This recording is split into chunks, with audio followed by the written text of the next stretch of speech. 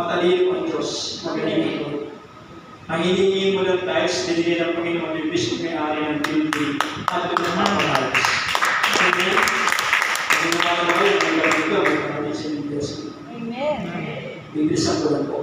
Thanksgiving, the giving of thanks to God for all His blessings, should be one of the most distinctive marks of the believer. Ang pagpapasalamat po ay sa mga distinctive marks ng tunay na mananampalataya. Kaya kung meron tayong kamagagawa, ano na palagi nag-appreciate, alam mo, napakabuti ng Diyos. Ang ganyan, hirap sumakay eh. Nag-pray ako sa Lord, bigla mo dumaan sa luwag na jeep. Pinababala na ako sa hero.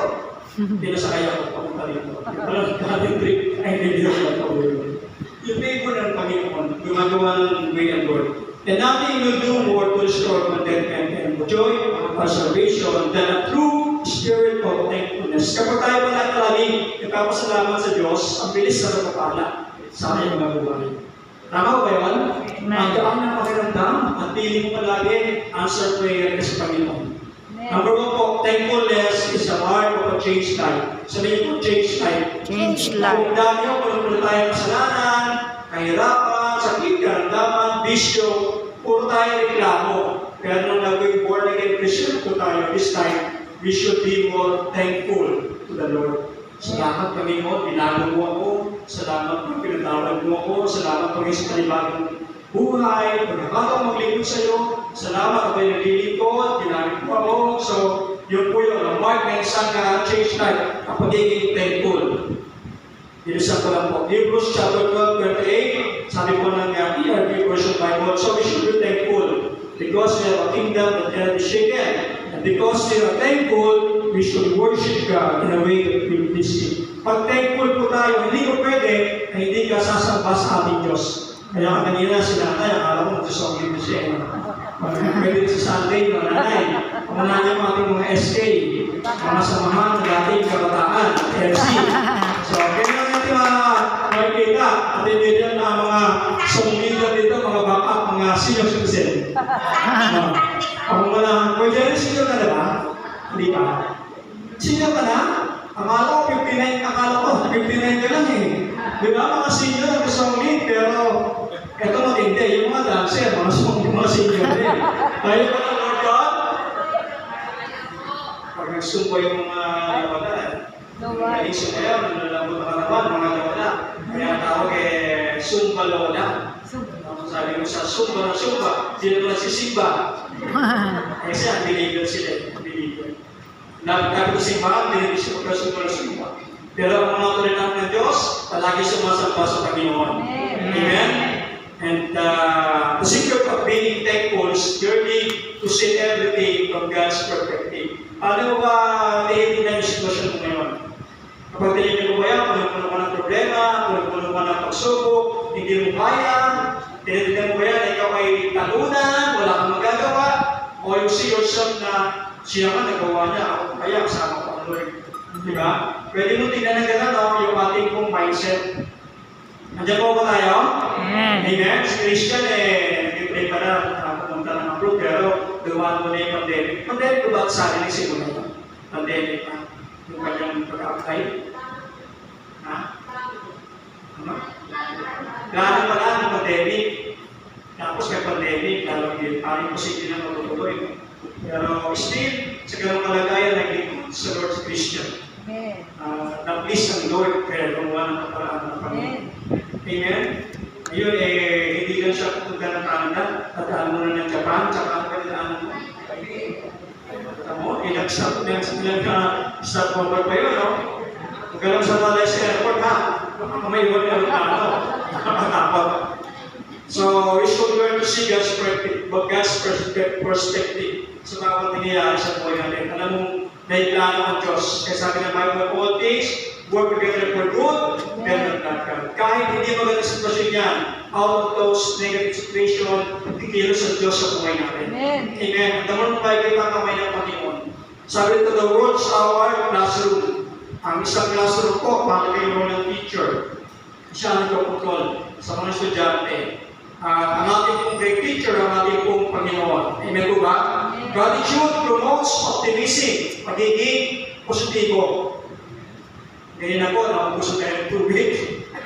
May tubig naman akong bako dyan, kaya lang yung bilog sabi ko, ba't kaya nakapatay itong ating lagyan, yung ating, ang tawag dyan? Dispenser. Water dispenser. Hindi naman patating patayan, binihira naman, di ba? Nakita ko, nakita ko sa salamat. Sabi ko, naka-off yung ating yan. Sinas ako. Tapos nilas ko, walang lumalabas. Binuksan ko ngayon, walang laman. So, punta ko sa loob para kumuha ko ng nakita ko rin sa dalawang drop, naman naman. So, tinanong ka, ito, napahin ko lang naman, sino naka-assign? May naka-assign naman, kaya sabi ko, siguro yung huling kumuha, hindi niya na-monitor. Kaya pasensya na po. Pero, hindi niya ang Lord, wala kayong pinipinili dito. May natira ka. At hindi sinalin doon. Di ba? Perspective, alam mo na, kahit ganong sitwasyon. Pasensya na po kasi, sa Travis Kuya Peter, nag-minister doon sa pamilya. Si Kuya Dick naman, napaka-busy. So, hindi na mo ito. Pero, may limit tayong tubig. Ako, talaga yung magbago. Negative po ay walang nakakuwang sa atin. Dapat tayo ay optimistic. Kasi ang negative ay pessimistic. Positive and optimistic. It helps us develop a more positive outlook. Kapag ikaw pala ay positive, ikaw ay optimistic, lalo kang gumagwapo, Kuya Arnold. Amen? Kung tayo pala optimistic, lalo kang gumaganda. Si ate, no? Kasi hindi mo magaganda dito, kasamay.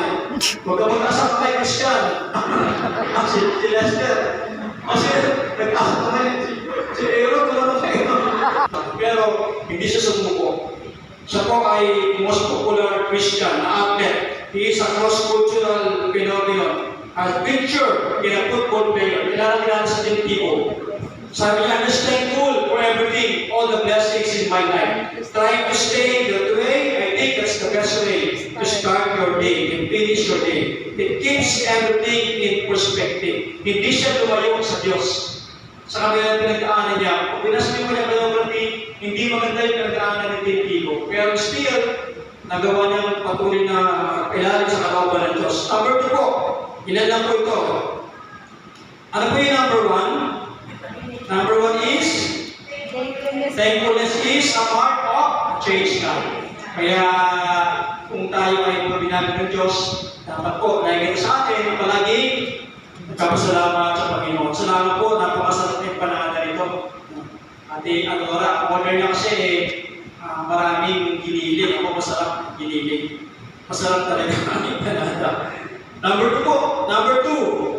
Ang sabi ng number 2 dito, thankfulness sa mark of spiritual maturity. Pag tayo pa rin nagpapasalamat talaga sa Lord, tayo ay spiritually matured. Hindi naman katabi po ninyo.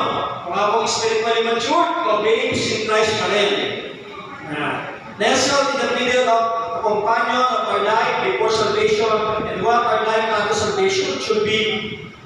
Life is the command to be thankful. Sabi nito ni K. Arthur, yan, God's in control, and therefore in everything I can give thanks, not because of the situation, but because of the one who directs and rules over it. Hindi doon sa sitwasyon, kundi dahil ang Diyos sa kalagyan na may kontrol na lahat ng bagay. Hindi po ba?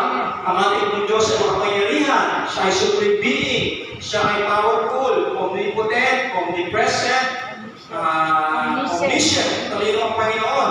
Kaya whatever situation, we should be thankful. Alam mo na, yung problema na yan, kaya mo malampasan yan. Bakit po? Kasama mo ang Diyos. Hindi po ba? Kaya sabi ng awitin, ang kasama natin ang Diyos. Di ako. Di ba? Matatakot. Gumaman ako sa ilog. Kasama natin ang Diyos. Bilis na. Hindi ko alam eh. Hindi ko alam. Romans 8:28, and you know that for those who love God, ito po, ano po ito conditional. Kasi maraming mga tao, malagyan niya yung quote yan, even unbelievers, pero mali po. Bakit po? Ang sabi niyan, hindi nila pwede i-quote yan basta-basta. Sabi niyan, and we know that for those who love God, yan ang kondisyon. Yung mga tao lang na nagmamahal sa Diyos, ang Diyos ay kumikilos sa lahat ng bagay. Hindi po ba? Work together for good for those who are called according to His purpose. Paano yung mga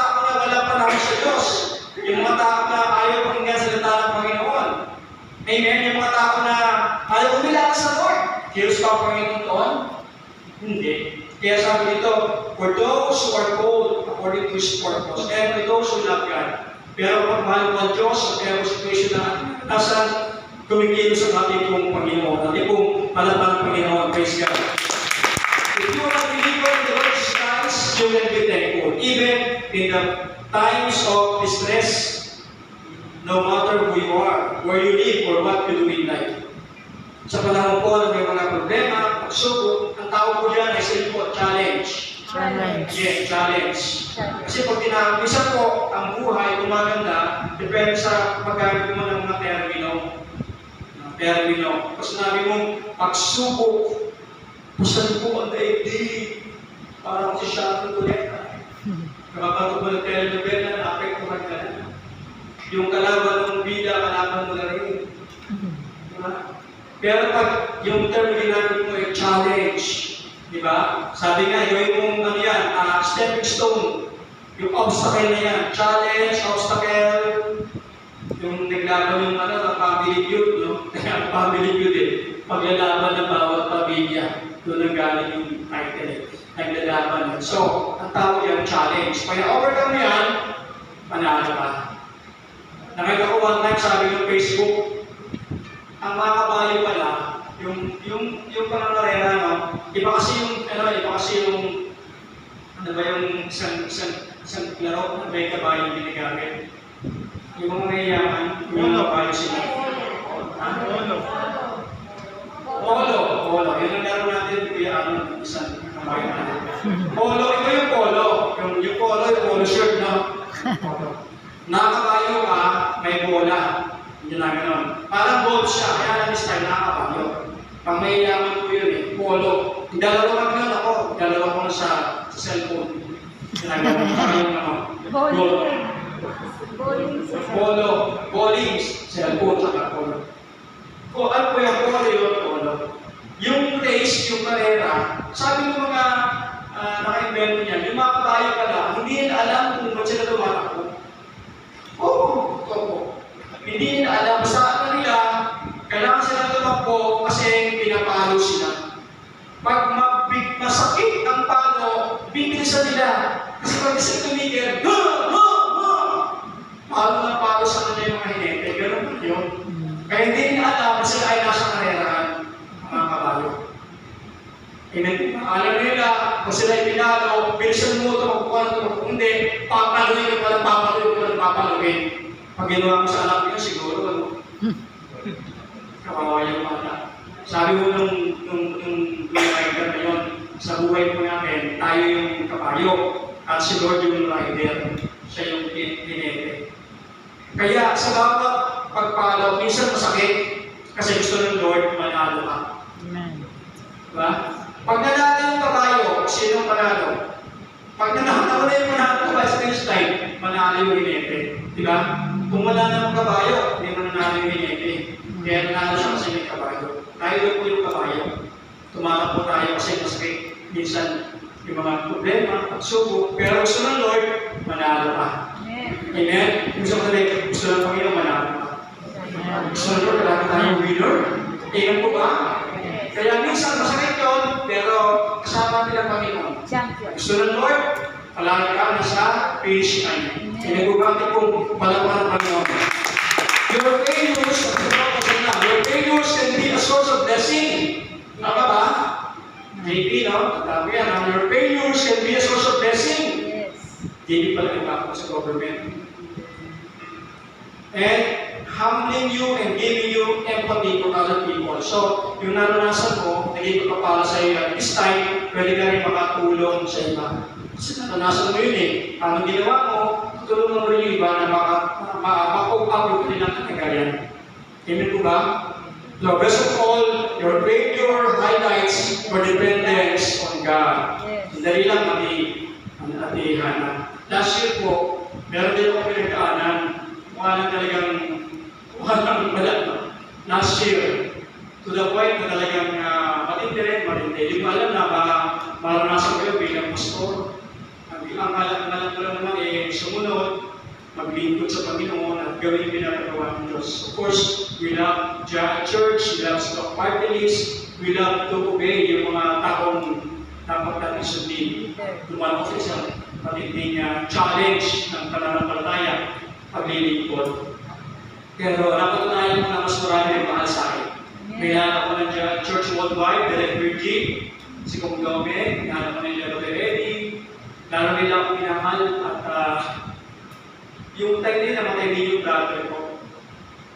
April yun, tapos May namatay yung brother ko. Sunod-sunod yung nasa Montrapes. Kami ni Pastor Ates, yung mga taong malalapit sa akin, iyak sila sa mga nangyari sa sitwasyon, whatever. Yung crying ka. Kahit ako, sabi ko, parang imposible maranasan ng isang pastor to, pero naranasan ko. Na gustong lesson at tinuro ang gusto. Extraordinary. Pero hindi ako sumuko, hindi ako nag-ipak. Salamat sa buhay ng Pastor Ates, Pastor Jeanette, Pastor Virgie, Kuya Joey, Pastor Joey, mga sa Ate Menchis, full support sila sa akin. Kasi namalay ko yung kuya ko. Ang hirap nun. Emotionally, spiritually, ang hirap. Sabi ko nga, siguro kung sa iba nangyari ito, di ba lang kung magiging response nun. Pero ako, sa biyaya ko ng Lord, patuloy tayo. Patuloy. Sa kabila ng pagsubok ngayon, may dumating sa aming blessing, KB. Ano po yung blessing? Pag-i-pray po tayo, sa Israel po, meron din Western Wall, di ba, Israel. Nangangarap tayo dati niya, maraming pagkain, mga pastor, mga pare, madre. Uli na, wow, praise God, nag-i-pray natin yan. Sino nag-i-pray ko mapunta ng Israel, nasa kamay? Sige, uli po kayo, wala bayad na ng palataya. Sige po, nasa kamay. Wala bayad na ng palataya. Bakit po? Nasa namin yung pastor, wala kami pera, wala kami 160,000, wala kami 120,000. Oo. Wala kaming hawak ni Pastor, but God is our great provider. Hindi ba?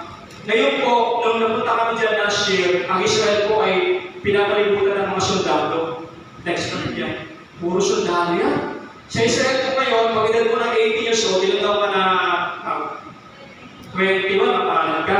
Sa Israel, 18 years old ka na, common touch. Kaya doon yung mga sundalo, kaganda ng mga babae, di ba po ng mga lalaki. Ang babata pa, mga sundalo na. Tinitrain na sila para sa anumang oras na girahe ng Israel, ready sila. Tayo sa Pilipinas, sa parang tayo, no? Yung gano'ng edad, Starbucks lang, nakapag-call pa, nakapag-aral ng college. Sa kanila, hindi. Pag tapos mo ng high school, ng college, yun ready na sila for a war. Di ba? Sa mga kahirap ng kalagayan nila. Kaya puro sundalo yan ang panahon na yun. Pero ako rin, dahil nagpasok kami na nasa sabi nila, kita mo napakabuti ng Diyos, Pastor Dilo. Sabi nila na nasa puso ko, next time po, pinapunta kami ng Diyos sa Israel. Sabi pa yung pagbasa mo po, ang daming ako dyan. Kaya kami nakapag-vision niya, kasi uwi na yung mga grupo. Kami na yung huling umalis. Napakainit ko niyan. Alas 12 ng ako, napakainit. Paniniwala po nila, nakalagay lahat yung mga covenant ng Lord sa wall na yan. Next time po, mabilisan po natin. So malaki po yan, malaki. Yung gilid niya, ibang border na Philistine kasi yan eh. So may mga nagbabantay ng mga kandiyan. Pagkawin mo ng border, parang sa pasyon na sundalo, tatanong ka kung tourist o hindi. Itigyan yung passport mo. So, nung malaman kami mga tourist, mga passport, ang bilis sa amin, safety kami. Kaya, kung ka pupunta dyan na nag-iisa ka lang, doon pa lang sa airport, pwede ka nang ilitay, babalikin ka ng Pilipinas. Pero tayo kasama ng pastora natin dyan, nagpunta ng Israel, sila mag-isa. Ang sabi niya gano'n, asawa niya ay pastora, pero nag-aalaga ng parang care leader. Nagkamali na siya na sagot, binitay siya, pinabalik siya ng Pilipinas. Nasa airport na siya ng Israel, asawa ng ating pastora. So, following year, nakabalik din siya. Higpit, nung kami mga pastora, sa akin na-retain sa immigration. Ako, kasi daming mga scammer eh. Ako, iwan ako sa yung pag nagkamali ka ng scam, kinuha ko agad, ganyan siya buong airport. Akala, so, i-train ako ba agad, pero hindi agad. Nakatakot, ano lang yung tao. Pero biyahe ng Lord, punta kami dyan. Sabi nga namin, pinarasa sa Panginoon,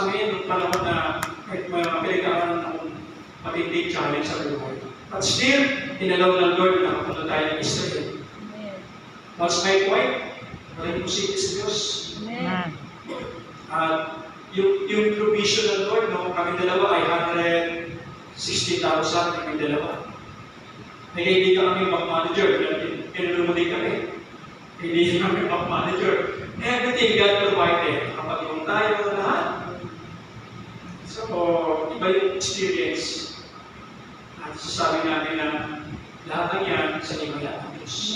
Amen. Kaya yung kung minsan si Malika pumunta ng Israel sa Syria. Kasi Corey, masama na ikaw. Diba? Kung tayo magkakabahan ko, kaya doon kabuti ang Diyos. Amen? Importante lang po maging magpasalamat sa panahon ng pagsubok. May pagpapalat na ginagawa ng Diyos. Kasi Diyos po number 3, thankfulness is a mark of a joyous. Pala sabi rin siya, joyous Christian. The more pala marami kang pagsubok, basta masayahin ka, hindi halata. Di ba? At saka yung mga natin, nababawasan yung wrinkles. Sabi nila sila yung mga millennials, tayo naman ay millennial. At yan sila, millennial namin dito. Kanina, kinong ito ni JP, always be glad because of the Lord. I will say it again, be glad. Don't worry about anything, but pray about everything. With thankful heart, offer up your prayers and request to God. Sabi John Stanley, gratitude produces deep, malalim, abiding joy because we know that God is working in us, even through difficulties. Malalim. Kaya sabi ni Brother Aguilar, ano naging sa problema? Tawanan mo ang iyong problema. Diba? Bakit po? Alam mo na yung problema na yan, God is there. God is with you. At kung ang problema yung binigay na hindi naranasan na wala ng siyano, dapat ang Diyos. Sa panahon ng magsubok, bibigyan tayo ng kalamasan para ma-overcome. 1 Corinthians chapter 10, verse 13. Amen po ba? Sabi dito, as I close, cultivating a gratitude, pasalamat, mindset, requires an intentional. Sabi niyo po intentional. Dapat sinasadya natin, naging habit natin, naging pagpasalamat sa Lord. Daily effort to remember God's faithfulness and goodness to us in the past. Yung mga ginawa ng Lord sa atin in the past, present, ngayon, at sa future. Amen? Wala pa exempted. Meron ba ditong di nakaranas ng problema? Meron ba? Si Brother Kenny nga po maraming pinagdaan. Namatay si Ate Dory. Wala, no? Namatay si Mayor Joey. Pag may time, kasama namin si Brother Eddie. Gusto niya na rin. Sabi niya, gusto niya na rin umuwi sa langit para kasama niya na pamilya. Kaya lang, may pinapagawa sa kanya. Amen po ba? At nakita dito na si Church Worldwide. So, syempre, bilang ama, may masabi. Pero may purpose ng Lord. Kung baga walang tao, hindi lumakas ang problema ng pagsubok. Pero tapat ng Diyos. Mahalaga lang, mga ating fans, how we respond tungkol sa bagay namin na Lord. Pwede ko tayo tumayo, may gabi ito.